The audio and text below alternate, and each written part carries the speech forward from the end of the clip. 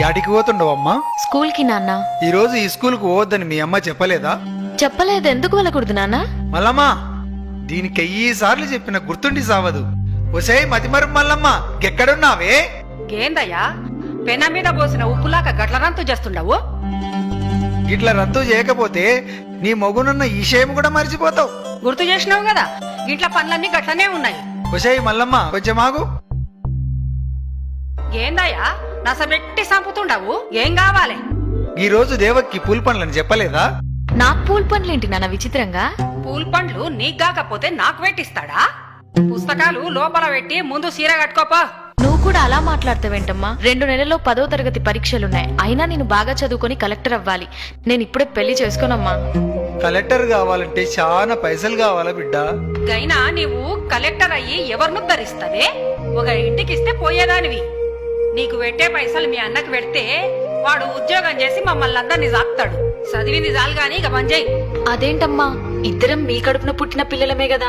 ఇద్దరిని అన్ని విషయాల్లో సమానంగా చూడకపోయినా కనీసం చదువు విషయంలో అయినా చూడండమ్మా.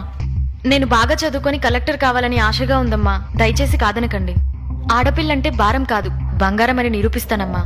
చూడు బిడ్డ, నీవు 10 పాస్ అయితే పెళ్లి చేసుకోడంట నీ బావ గోపన్న. ఇంతకంటే పెద్దగా చదివితే నిన్నెవడు చేసుకుంటాడు బిడ్డ? లచ్చల కట్నం గెక్కనిచ్చి తేవాల.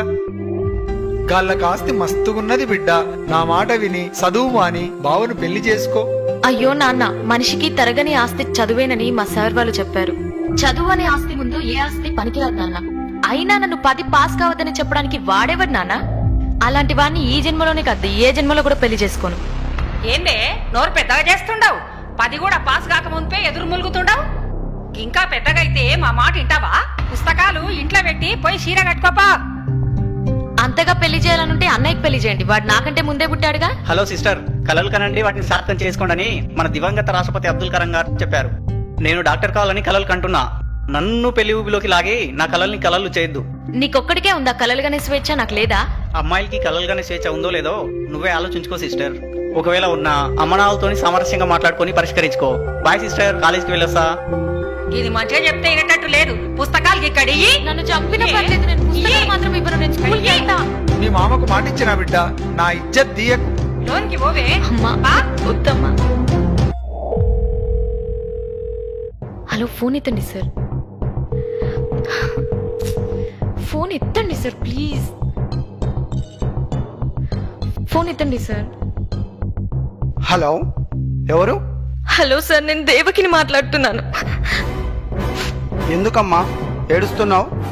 నన్ను చదువు మాన్పించి పెళ్లి చేయాలని ఎంగేజ్మెంట్ చేస్తుండు సార్. మీరు వచ్చి ఎలాగైనా కాపాడాలి సార్.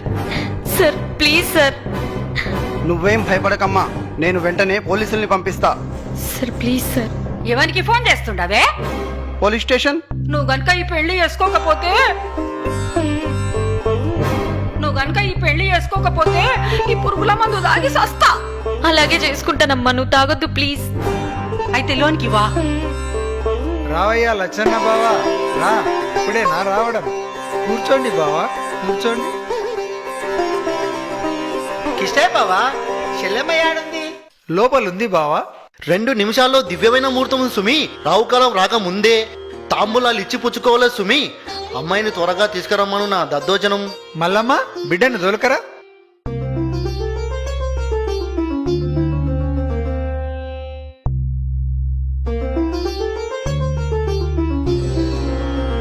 అమ్మాయి బేషుగా ఉంది. పేరేంటమ్మా? దేవకి. దేవకి గోపన్న నామస్య సుమూర్తె సుమూర్తస్తో. అయ్యా, తమరిద్దరూ తాంబూలాలు ఇచ్చి పుచ్చుకోండి.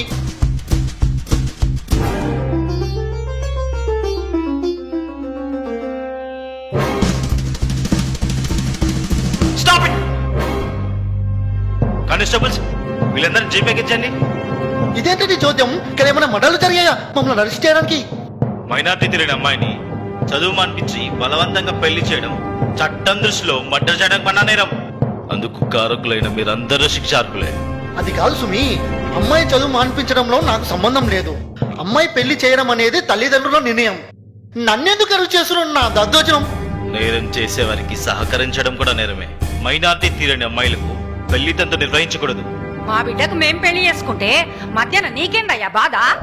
చూడమ్మా, చట్టరీత్యా 18 సంవత్సరాలు నిండని అమ్మాయికి 21 సంవత్సరాలు నిండని అబ్బాయికి పెళ్లి చేస్తే నేరమవుతుంది. మర్యాదగా స్టేషన్కి వస్తారా, బలవంతంగా లాక్కెళ్ళాలా? ఫోన్ చేసి పోలీసులను పిలిపించి మా ఇజ్జత్ తీసినావుగా ననే. ఈ రోజే నువ్వు చచ్చిన రోజు అనుకుంటాం. ఇంకొక్క నిమిషం కూడా గీడుండొద్దు. పోవే. చూడు బిడ్డ, ఇంకెప్పుడు నా ఇంటికి రావద్దు. కాదని వస్తే గదే రోజు మేమిద్దరం చచ్చిపోతాం. వెళ్ళవే. సార్ మీకు దండం పెడతాను. మా వాళ్ళని వదిలేసి నాకు ఎక్కడైనా చదువుకోవడానికి అవకాశం ఉంటే కల్పించండి. నీలాంటి అమ్మాయిలకు రక్షణ కల్పించడానికి ప్రభుత్వం స్టేట్ హోమ్ ఏర్పాటు చేసింది. అక్కడ నువ్వెంతవరకైనా చదువుకోవచ్చు. వెళ్దాం పదమ్మా.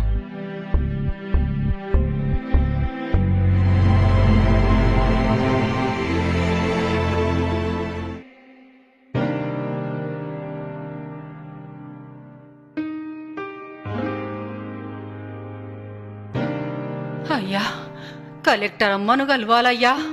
అలాగే ఆగండి అమ్మా.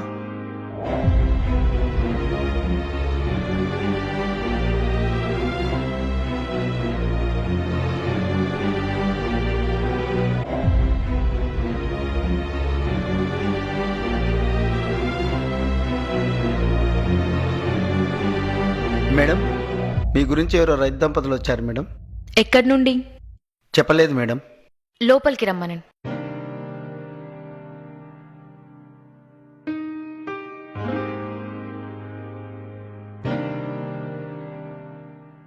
దండాలమ్మా. చెప్పండమ్మా. ఉన్న భూమినంతా అమ్ముకొని కొడుకును చదివించి డాక్టర్ను చేస్తే గాడింటికి వస్తలేడు. మేమే గాడింటికి పోతే కోడలు రాణిస్తలేదు. మెడవట్టి బయటికి దొబ్బింది. ఉన్న అర్ధెకరం పొలంలో బుడ్డలేస్తే నకిలీ ఇత్తనాల వల్ల ఒక్క గింజ చేతికి రాలేదు. 3 దినాల నుంచి తిండి లేక ఆకలితో చస్తున్నాం. పంట నష్టం కింద 500 ఇప్పించండి అమ్మా, నీకు పుణ్యం ఉంటుంది. మీరేవరు? కేతేపల్లెమ్మ, పాపిష్టి దాన్ని. నా బిడ్డ మంచిగా చదువుకొని కలెక్టర్ అయితానంటే దాన్ని కొట్టి ఇంట్లోకెళ్ళి ఎలగొట్టినాం. ఆ పాపమే మమ్మల్ని చుట్టుకున్నది. ఎట్లయినా నువ్వే దయ చూపించాలమ్మా.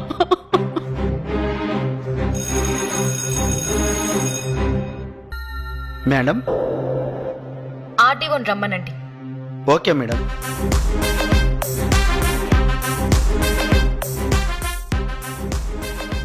ఎస్పీ గారు, నా ఛాంబర్కి రండి.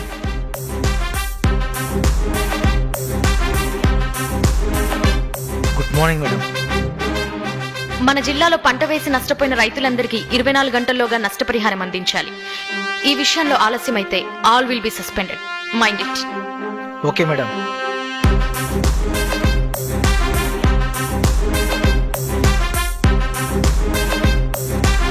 Yes madam. నకిలీ విత్తనాలమ్మే షాపులన్నిటినీ ఫైండ్ అవుట్ చేసి వెంటనే సీజ్ చేయండి. సంబంధిత వ్యక్తులని అరెస్ట్ చేయండి. Do it as early as possible. It's my order.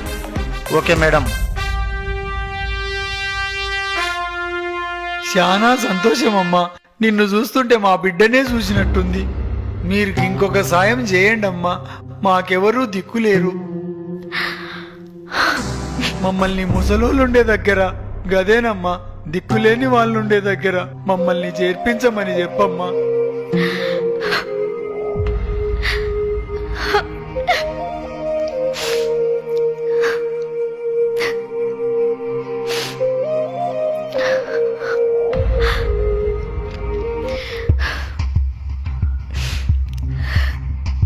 నన్ను క్షమించండి నాన్న. నేనుండగా మీరెలా దిక్కులేని వాళ్ళు అవుతారు?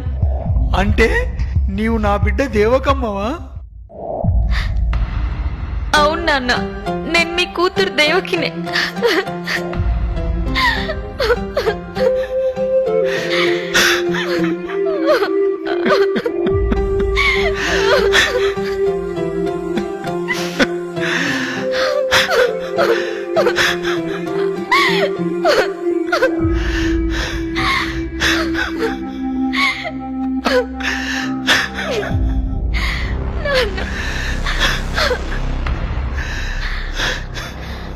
అమ్మా, నేనమ్మా మీ కూతురు దేవకిని. పాపిష్టి దాన్ని. నన్ను అమ్మ అని పిలువకమ్మా. నీవు చదువుల తల్లివి. నీవే ఎక్కడుంటే అక్కడ అందరు చల్లగా ఉంటారు. ఢిల్లీకి రానైనా తల్లికి కూతురే కదమ్మా. పదండమ్మా, మన బంగ్లాకి వెళ్దాం. సమాజంలో ఎంతో మంది దేవకి లాంటి అమ్మాయిలున్నారు. పసి వయసులోనే వారికి పెళ్లిళ్లు చేయడం వల్ల మానసికంగా శారీరకంగా చితికిపోయి అర్ధాంతరంగా తనువు చాలిస్తున్నారు. వారి ప్రతిభా పాటవాల్ని మొగ్గలోనే త్రుంచివేయకండి.